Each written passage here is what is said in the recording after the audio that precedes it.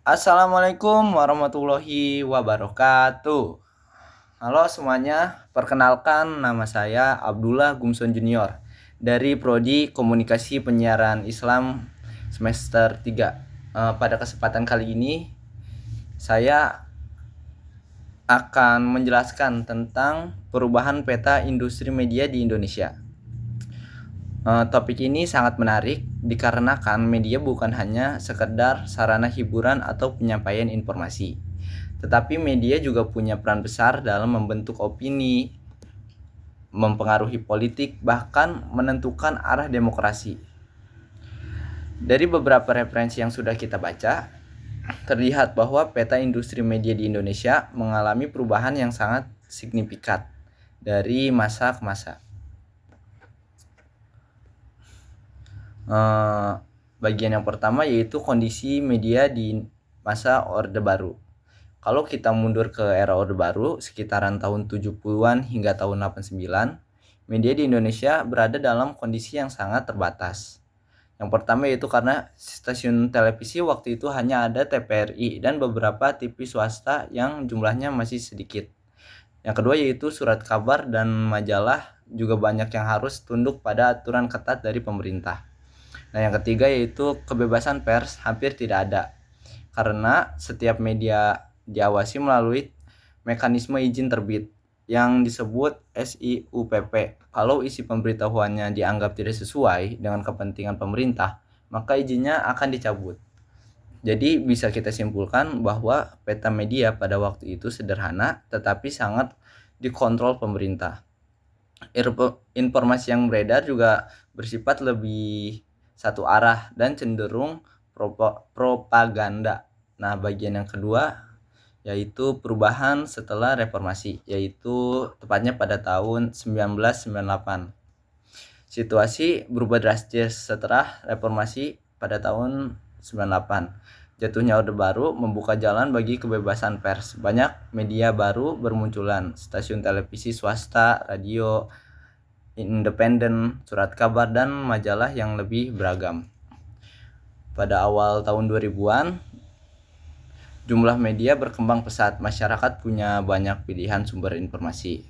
Dan isu-isu yang sebelumnya tabu mulai diberitakan secara terbuka. Dan pers juga benar-benar menjalankan perannya sebagai pilar keempat demokrasi. Namun, perubahan besar ini juga membawa konsekuensi yang baru, yaitu munculnya konglomerasi media, yaitu seiring waktu banyak media kecil bergabung atau diambil alih oleh perusahaan besar. Akibatnya, meskipun jumlah medianya banyak, kepemilikannya berkonsentrasi hanya pada segelintir konglomerat. Nah, bagian yang ketiga yaitu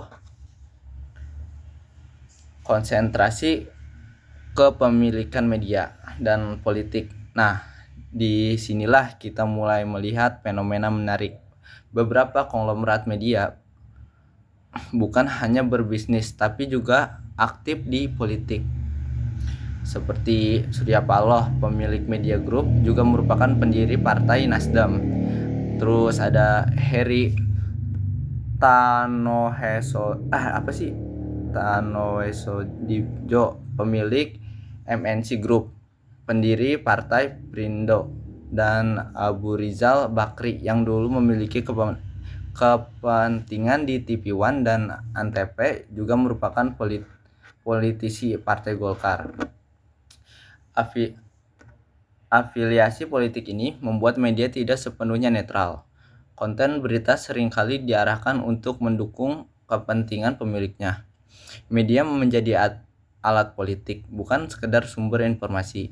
Jadi peta industri media tidak hanya soal bisnis, tapi juga berkaitan erat dengan kekuasaan. Nah, bagian yang keempat yaitu era digital dan media baru. Selain itu, dalam 10 tahun terakhir, kita masuk ke era digital. Media tidak lagi hanya berbentuk televisi, radio, atau surat kabar, tetapi juga portal berita online dan media sosial. Ya, portal berita seperti Detik Kompas, terus Okezone, dan Tribun News menjadi sumber utama informasi bagi banyak orang. Media sosial seperti Facebook, Twitter, Instagram, dan TikTok juga berfungsi sebagai saluran distribusi berita. Hal ini membawa dua sisi. Di sisi yang pertama yaitu akses masyarakat terhadap informasi menjadi semakin luas dan cepat. Tapi di sisi lain, tantangan baru muncul. Maraknya berita hoax, penyebaran informasi yang belum diverifikasi, dan persaingan rating serta klik yang membuat media sering lebih mementingkan kecepatan daripada kualitas. Nah, bagian yang kelima yaitu dampak bagi masyarakat dari perubahan-perubahan ini adalah beberapa dampak yang bisa kita lihat.